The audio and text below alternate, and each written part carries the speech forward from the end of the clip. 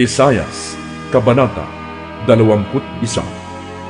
Ito ang pahayag tungkol sa Babilonia, parang ipo-ipong humahagibis mula sa desyerto, ang manlulupig ng Negev mula sa isang nakakapangilabot na lupain.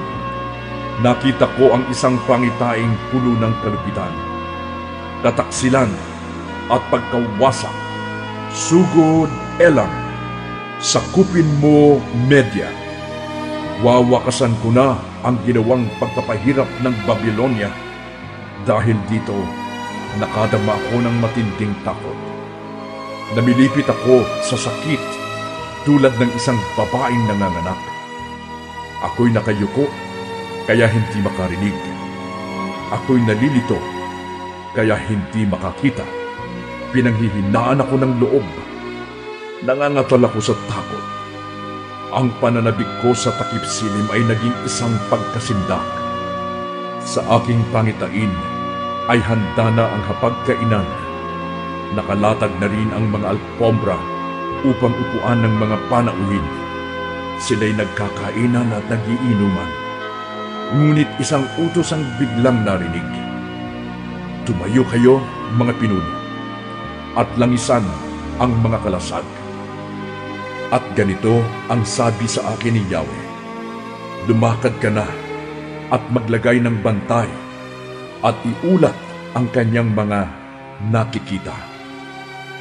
Kung makakita siya ng mga kawal na nakasakay sa mga kabayo at mga kawal na nakasakay sa asno at kamelyo, dapat siyang maging handa at ang kahandaan niya ay kailangang maging lubos.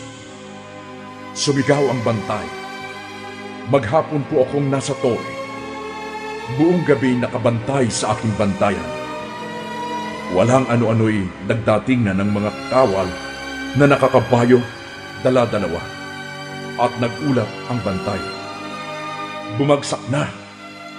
Bumagsak na ang Babilonia. Nagkalat sa lansangan ang durug-durug niyang mga Diyos-Diyosan. Bayan ko, matagal nang ikaw ay tila trigong ginigiik.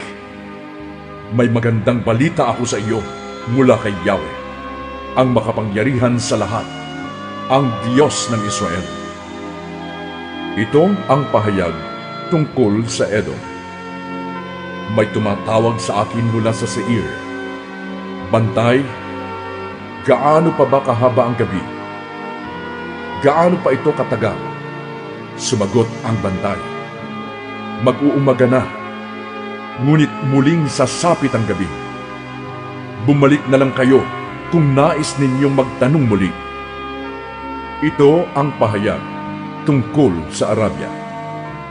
Kayong manlalakbay na mga taga-Dedan na nakahimpil sa mga disyerto ng Arabia, bigyan ninyo ng inumin ang mga nauuhaw.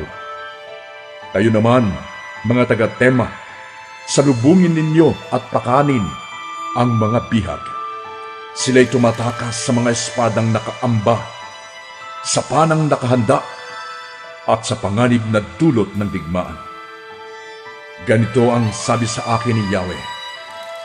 Sa loob ng 1 taon, ayon sa pagbilang ng upahang manggagawa, magwawakas ang kadakilaan ng Kedar.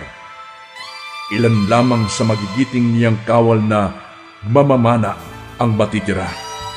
Ito ang sabi ni Yahweh, ang Diyos ng Israel.